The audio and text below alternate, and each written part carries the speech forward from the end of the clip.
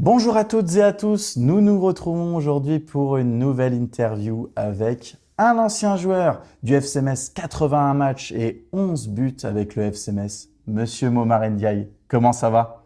Ça va bien, merci, ça va très Eh bien. ben, merci de me recevoir Mm. pour cette interview. Je suis vraiment ravi d'être avec toi et je vais te poser du coup quelques questions. La première question, c'est tu es né au Sénégal et formé à Génération Foot.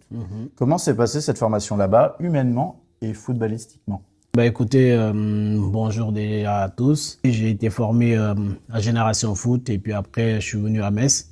Donc la formation humainement, ça t'apporte vraiment beaucoup de choses parce que c'est un ensemble de beaucoup de joueurs et donc chacun vient avec sa mentalité et puis le fait de cohabiter ensemble, ça permet de grandir surtout humainement parce que tu apprends de tous. Et voilà, donc je pourrais dire que humainement, ça m'a apporté vraiment une meilleure connaissance et une meilleure confiance en moi aussi. Et comment ça se passait justement au moment où tu y étais comment justement les recruteurs du FC Metz viennent à te prendre toi par rapport à un autre? Qu'est-ce qui se passe? Il y a des tests qui sont faits? Comment ça se passe? Comme j'ai toujours l'habitude de le dire, il y a eu le facteur chance. Parce que des meilleurs joueurs, je n'étais pas le meilleur. Donc il y a eu, je pense que si on pouvait prendre de meilleurs, il y en a eu beaucoup meilleurs que moi. Après, il y a eu le facteur chance qui a fait que j'étais mieux vu que d'autres. Après, ils sont pas venus au Sénégal, on va dire. Parce que moi, je suis venu ici, avant de signer à Metz, je suis venu à Bordeaux. On va dire, c'est à Bordeaux, j'ai été faire un tournoi là-bas. Et c'est de là que Metz m'a vu, en fait. La génération foot avait déjà commencé pour la formation. On est la première génération de génération foot qui avait commencé à venir à Metz. Donc moi, personnellement, j'étais venu à Bordeaux pour faire les essais là-bas. Et à partir du moment où on a rencontré Metz et sur le tournoi là où ça a bien marché pour moi, c'est là-bas que Metz m'a vu. Et puis après, il y avait déjà un joueur qui était là, Sega Doudounia et Dino Djiba, ils étaient là. Et donc c'est là qu'on a parlé et puis j'ai choisi de venir à Metz. D'accord. Et c'est qui les premiers recruteurs ou premiers entraîneurs que tu peux citer que tu as vu quand tu es arrivé à Metz? Bah, mes deux entraîneurs que j'ai vus à Metz, c'était Olivier Perrin et Sébastien Muet. C'est avec eux que je jouais. Mais la semaine, je m'entraînais avec Francis de Tadeo. Et c'est Francis de Tadeo et Denis Schaeffer qui m'ont fait venir à Metz. D'accord. Donc du coup, je vais rebondir avec une deuxième question. Ensuite, du coup, tu arrives au FC Metz. Le centre de formation, qu'est-ce que ça t'a apporté dans ton passage au monde professionnel? Je dirais que oui, comme je t'ai dit auparavant, le centre de formation, ça t'apporte vraiment énormément de choses parce que tu apprends beaucoup de tous. Et quand tu arrives à le regroupement de beaucoup de joueurs et puis de beaucoup de cultures, donc ça, humainement, ça apporte vraiment un surplus de ce qui tu es. Parce que quand j'arrive, j'ai 14 ans et tout jeune et il y a un nouveau monde pour moi. Il y a tout qui change. Donc forcément, si il faut que tu apprennes à te mener seul et à marcher seul, et puis, pas vraiment marcher seul, mais il faut que tu apprennes aussi à grandir. Et humainement, ça a permis d'être un homme le plus rapidement possible, on va dire. D'accord. Et le fait justement que tu arrives à être très jeune, tu quittes ta famille pour aller en France, ça n'a pas été trop difficile au début? Très, très, très difficile. Parce que il m'arrivait de finir des séances d'entraînement, je me mettais dans ma chambre, j'étais tout triste, ou je pleurais parce qu'il y a tout qui me manquait, les parents qui me manquaient, la vie quotidienne que j'avais avant, les amis. Donc il y a tout cet ensemble-là qui manquait vraiment. Et donc quand tu arrives et que c'est une nouvelle vie, oui, ça manque. Et après, comme j'ai dit, il faut apprendre à passer dessus parce que tu te dis, oui, c'est une nouvelle vie qui commence sans tes parents, sans tes proches. Il faudra aussi que tu passes à autre chose et que tu t'apprennes à travailler seul et à vouloir grandir. Donc ça m'a beaucoup aidé en fait.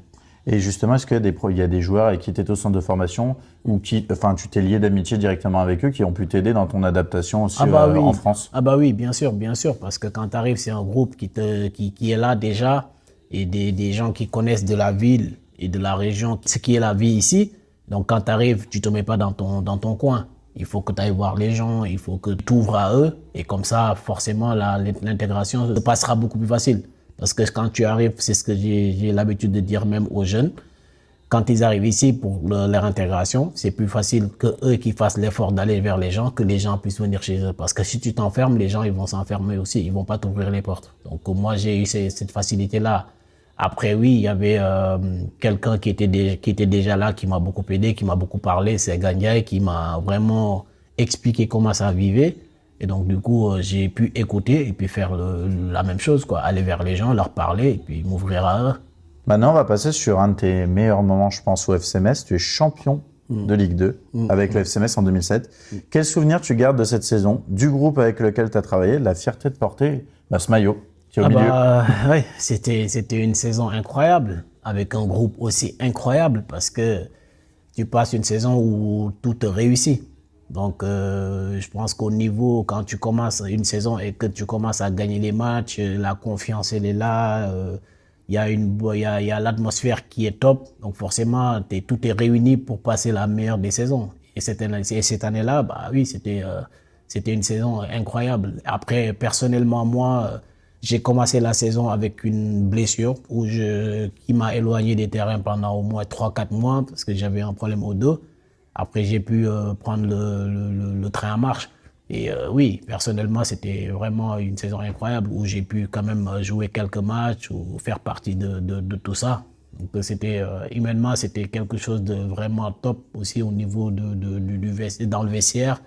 Et sportivement, oui, on a vu ce qui s'était passé où on a survolé le championnat avec Babacar Gueye, Papi Cissé, avec d'autres qui, eux, font une saison, une bonne saison. Et je dirais même une top saison. Et que aussi le club avait réussi à faire quelque chose de vraiment génial. D'accord. L'année suivante, en Ligue 1, dis-moi si je me trompe, tu es prêté ou tu joues en Ligue 1 d'abord? L'année suivante, je joue. Tu joues et après tu es prêté à Châteauroux. Je joue, j'ai fait toute l'année, toute la saison où je marque, je sais pas, 5 ou 6 buts. Se dire qu'ils ont peut-être un bon coup à jouer puisqu'ils ne sont pas dominés. Alors le centre de Guigac s'est repris par Momaren Ndiaye et finalement, sur cette superbe tête du Sénégalais qui s'est bien détendu, il peut reprendre ce ballon. Dis-nous la différence justement entre la Ligue 2 et la Ligue 1. Pour ceux justement qui souhaiteraient un jour être professionnels, je pense qu'il y a une grosse différence et explique-nous un petit peu. La différence entre la Ligue 1 et la Ligue 2, c'est que la Ligue 2, elle est beaucoup plus physique. Et la Ligue 1, ça joue technique et tactiquement, c'est vraiment beaucoup plus futé parce que, voilà, comme je dis, la différence, c'est beaucoup plus physique en Ligue 2 où ça court. Ça court pas mal et ça compense pas mal avec le physique. Et tandis qu'en Ligue 1, c'est beaucoup plus tactique, c'est beaucoup plus technique. Je pense que les espaces sont beaucoup plus réduits par rapport à l'intelligence de jeu. Et donc, c'est là où il y a la différence. Mais après, oui, techniquement, c'est vraiment au-dessus aussi. Et tu as des joueurs qui t'ont marqué, que tu as pu affronter? Parce qu'il y avait quand même l'épopée du grand Olympique Lyonnais au moment-là. Mais sinon, il y avait d'autres équipes aussi. Il y a des joueurs que tu peux nous citer? Il y en a eu pas mal. Donc, comme tu dis, l'épopée de l'Olympique Lyonnais, oui, tu avais des joueurs comme Juninho et que tu te dis comment il arrive à réussir ça. Tu vas jouer un match, tu arrives à la dernière minute, tu te retrouves avec un coup franc à côté contre toi, tu peux te dire que c'est but. Ouais, c'est un penalty, quoi. Voilà, c'est ce qui nous est arrivé à un moment où on jouait, on tient, mais à la dernière minute, les 5 dernières minutes, il y a le coup franc, Juninho, il prend, il met dedans. Donc ça, si c'est penalty, c'est pareil. Donc. Deuxième but en Ligue 1 pour ce soir, son 193e match. Donc oui, il y a eu pas mal de joueurs qui m'ont marqué. Et moi, personnellement, ce qui m'a le plus marqué, c'est quand même mon premier match en tant que titulaire en professionnel où on joue. C'était à Saint-Symphorien ou c'était à l'extérieur? Non, c'était à l'extérieur contre Paris où on perd 4-1. Et tu avais des joueurs comme Dorasso, Salomon Kalou, Paoletta. Ouais, ça, c'est des joueurs que tu regardais jouer et que tu te retrouves un jour contre eux et qui sont des légendes. Et ouais, donc ça, c'est quelque chose qui marque et ça m'a marqué jusqu'à maintenant. Et je pense que ça fait partie d'un des plus beaux jours de ma vie en tant que footballeur. Et dans tes buts que tu as marqués avec FC Metz, c'est quoi le plus beau pour toi? Le premier que tu as marqué ou tu peux nous en citer un autre sur les 11 que tu as marqués pour Metz? Ouais, le premier reste toujours. Le premier but en professionnel reste toujours. Même si on avait perdu, c'était un match qu'on a perdu contre Auxerre à domicile où je marque.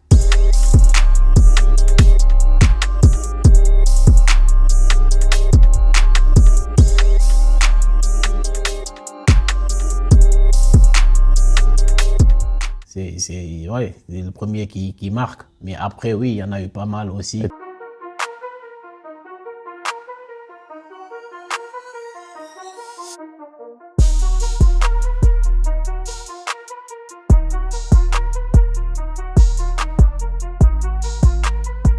T'as ressenti quoi quand le stade il a crié ton nom? Les supporters étaient contents quand même qu'on marque un but. Oui, Ça t'a fait quelque chose? Ça m'a fait quelque chose, oui, parce que tu marques ton premier but et que tu entends ton nom qui est scandé. Oui, mais après, moi, j'étais pas dedans vraiment dans ce truc-là parce qu'on perd un match, on perd 2-0 ou je marque le but. C'est un but qui, même si c'est un but sur le plan personnel, ça fait plaisir. Oui, mais tu c'est étais un but focus qui au compte, moment-là sur le collectif. C'est un but qui compte pas pour moi parce que tu perds un 2-0 et que tu marques un but pour moi, qui sert à rien. Donc, j'étais plus focus dans le match qu'on perd et le dégoût de perdre ce match-là, alors qu'il y avait quelque chose à faire. Donc, oui, c'était ça, en fait. Mais après, personnellement, ça marque un petit peu aussi, ouais. Ok, maintenant on va passer sur plusieurs expériences que tu as eues à l'étranger.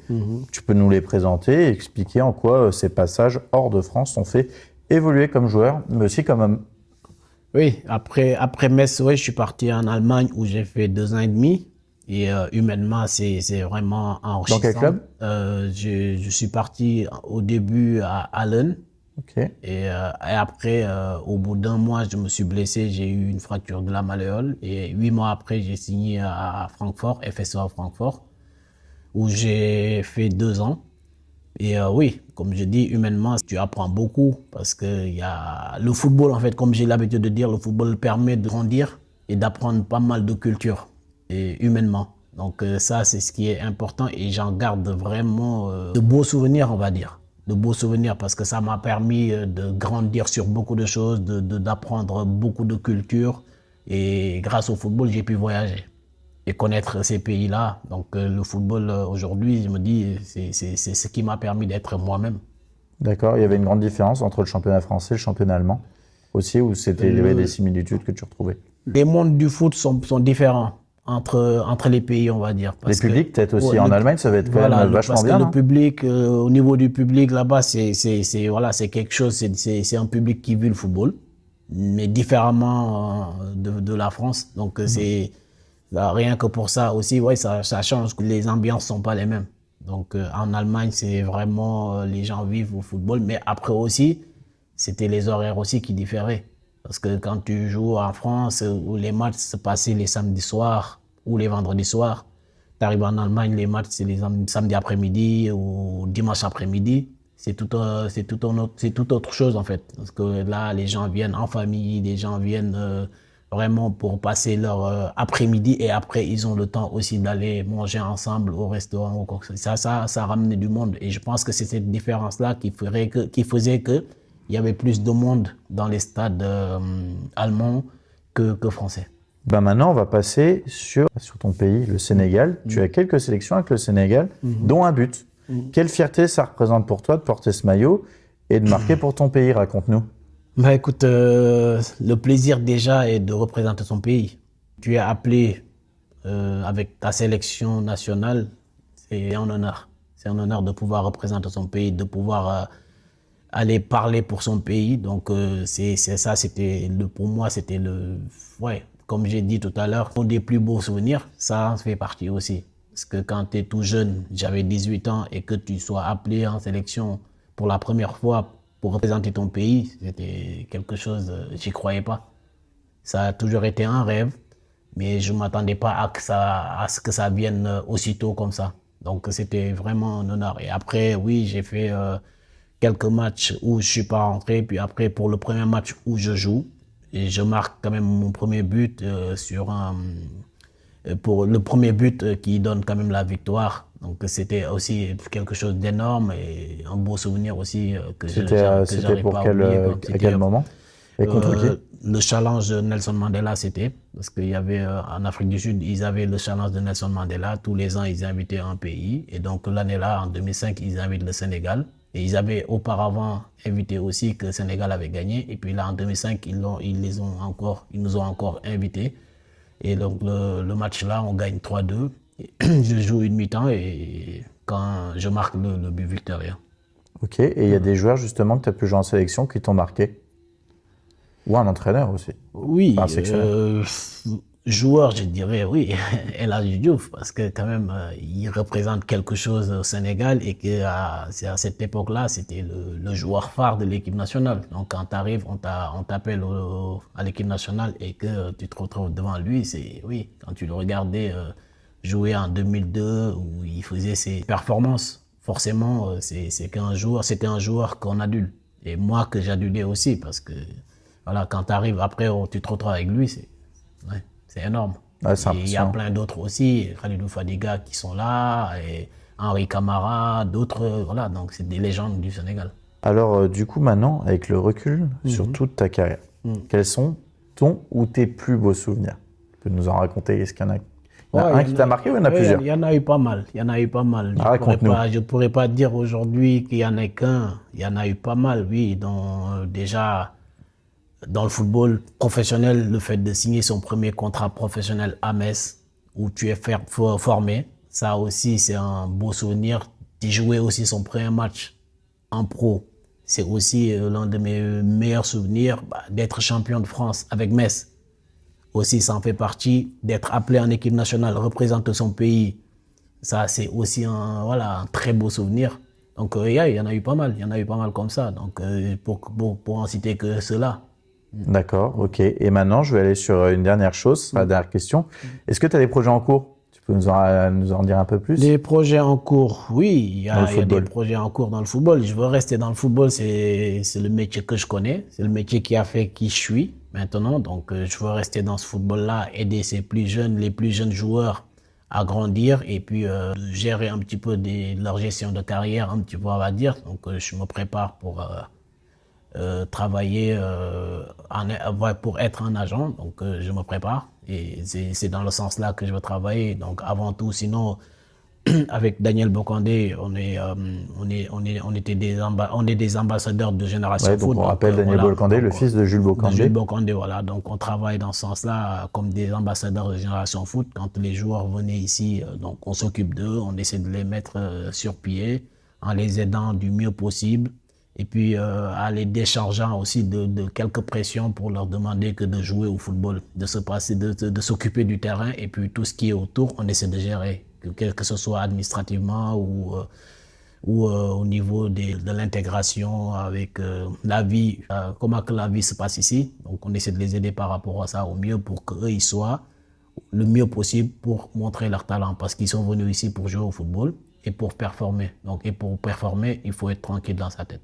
Donc, on essaie de les aider dans ce sens-là. Ok, et les derniers en date que tu as eu à t'occuper, qui sont passés pro récemment au FCMS, c'était qui? Oui, il y en a eu pas mal. Donc, il y a eu Ibou Sané, tu t'en as occupé? Ibou Sané, on s'en est occupé, Sadibou, Lamine Camara, Malik Mbaye, Papa Amadou Diallo, toute cette génération-là. Donc, voilà, Sabali.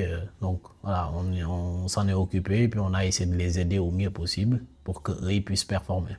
D'accord. Eh bien, écoute, merci Momar pour cette interview. Merci ça m'a fait énormément plaisir de la faire avec toi. Et puis, à une prochaine. Ok, à une prochaine. Merci à toi. Merci. Ouais. N'oubliez pas de liker la vidéo si ça vous a plu et de vous abonner. À la prochaine. Ciao.